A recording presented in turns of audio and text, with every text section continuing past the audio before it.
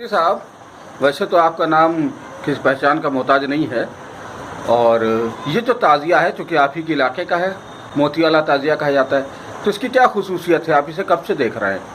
बिस्मिल्लाहिर्रहमानिर्रहीम। मैं अली मंजर डेजी आपसे 400 मोहल्ला जो है मखदूम साधन में वाक़ है, वहाँ से मुखातिब हूँ। यही बगल में बाबा मखदूम शाह बाबा की मज़ार है, वहीं उनकी मस्जिद भी है, 400 की मस्जिद के नाम से जानी जाती है। ये उन्हीं के नाम पर ये मखदूम साधन मोहल्ला बसा हुआ है। और ये घिसई आंजन वाले थे, ये बड़े मशहूर हमारे दादा बताते थे कि उनका ताज़िया है ये उन्होंने इसको अपने हाथों से बनाया है। जितने भी नक्काशी आप देख रहे हैं, मोती देख रहे हैं, सारे चीजों के उन्होंने खुद इन्होंने बनाया इस ताजिए को। ये हमारे दादा हमें बताते थे। और ये कैलकुलेशन करके गिनती करके ये बताया था उस वक्त। आज वो गिनती अगर पूरी की जाए आज इस मुहर्रम में, तो 107 साल पुराना ये ताजिया है।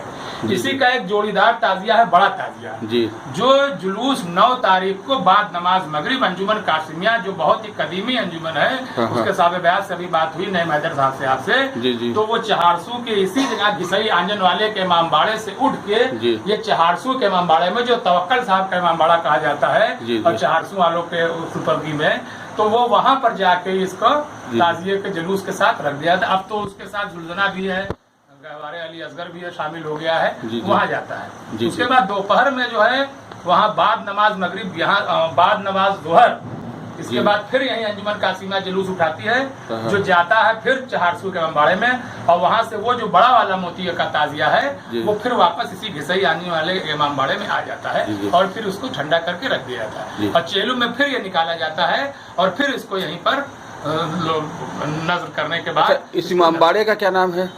इस इमामबाड़े को घिसई आंजन वाले के इमामबाड़े के नाम से जानते हैं। अच्छा, उनका असल नाम क्या था?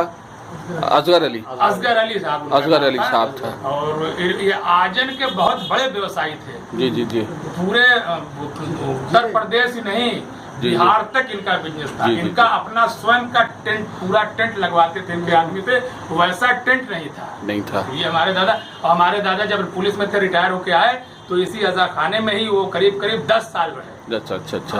वो यहाँ कोई रहता नहीं था, लोग बाहर रहते थे, तो यहीं रहते थे, उसकी हिफाजत भी हो जाती थी, और यहीं नमाज वगैरह पढ़ते यहीं रहते। तो आपका बहुत बहुत शुक्रिया कि आपने बहुत तफसील में इसकी जानकारी दी हमको, और हम चाहेंगे कि भाई इसी तरह से आज़ादारी को उरूज देते रहे आप लोग, और इसी तरह हमारे सामने इन चीज़ों को लाते रहें। जी, तो ये मोती वाला जो ताज़िया है, आप इसके बारे में क्या जानते हैं? कितना पुराना है?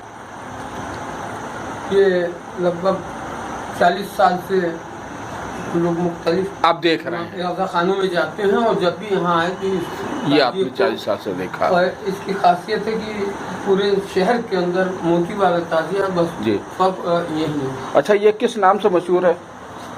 ये घिसई आंजन वाले इमामबाड़े के नाम से मशहूर है। जी। उन्हीं के नाम से हम लोग इस ताजिए को जानते हैं, सजा खाने को। जी। और इसका कोई एक बड़ा ताजिया भी है? ये यहाँ से कुछ दूरी पर तवक्कल हुसैन साहब का इमामबाड़ा है जी, जो यहाँ से भी कुछ देर पहले जुलूस उठ के गया है। वहाँ इसका बड़ा ताजिया जो है वो वहाँ नस्ल किया। अच्छा, इसे बनाया भी असगर अली साहब ने था? दोनों ताजिया? जी, दोनों ताजिया। आपका बहुत बहुत शुक्रिया कि आपने इसकी तफसीली जानकारी दी।